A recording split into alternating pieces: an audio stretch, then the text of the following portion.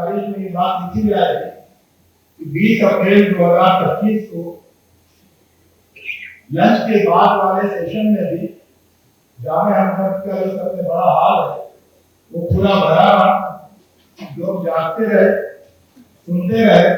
حالانکہ لنچ میں ہندوستان کا تاریخی پکوان بریانی کا، اس کے باوجود ان کے نشاط میں، مستعدی میں کوئی فرق نہیں آیا، تو یہ بات تاریخ کے حوالے کی جاتی ہے۔ حضرات، یہ جو سیشن کا ہمارا، یہ اصل میں اس کا جو مرکزی موضوع ہم تلاش کریں گے تو وہ یہ ہے کہ ہندوستان کی تاریخ میں دلی کے حوالے سے مسلمانوں کا تعلیم کے فروغ میں کیا حصہ رہا، کیا کنٹریبیوشن رہا۔ اور یہ بہت اہم سوال ہے دو پہلوؤں سے۔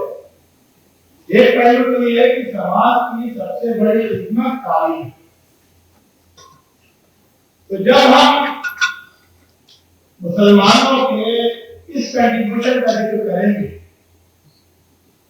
کہ عہد وسطیٰ میں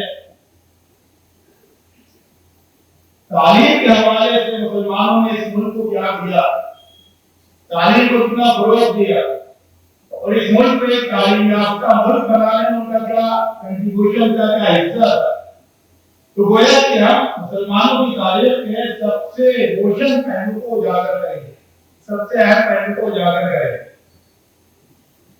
تو یہ پہلی بات، اور اسی لیے جو لوگ اس ملک میں مسلمانوں کی تاریخ کو مٹانا چاہتے ہیں، دھندلا کرنا چاہتے ہیں، اس پر پردہ ڈالنا چاہتے ہیں، تو وہ سب سے زیادہ اس پہلو کو دبانا چاہتے ہیں، اس کنٹریبیوشن کو، وہ یہی ہے مسلمانوں کا تعلیم میں کنٹریبیوشن۔ چنانچہ آپ یہ دیکھیں گے کہ جو نئی قومی تعلیمی پالیسی ہے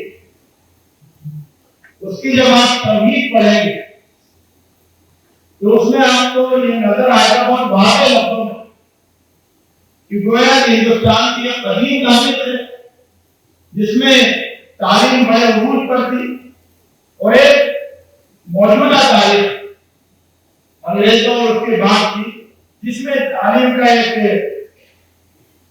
نمایاں پہلو تھا۔ بیچ کا جو پورا میڈیول پیریڈ ہے جو اس کو مکمل طور پر ایک تاریخ دور، ایک ناقابل ذکر دور مان کر فراموش کر دیا گیا، اس کا ذکر ہی نہیں۔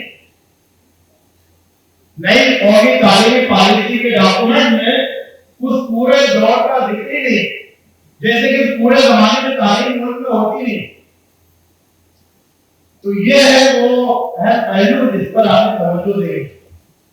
ابھی جو مقالے پیش ہوئے تو سارے مقالے نگاروں کو میں مجموعی طور پر مبارکباد دیتا ہوں۔ وقت اس بات کی اجازت نہیں دیتا کہ میں تفصیل سے ہر ایک کا تبصرہ کروں، اسی پر میں آج کی گفتگو کو مکمل کرتا ہوں۔ شکریہ۔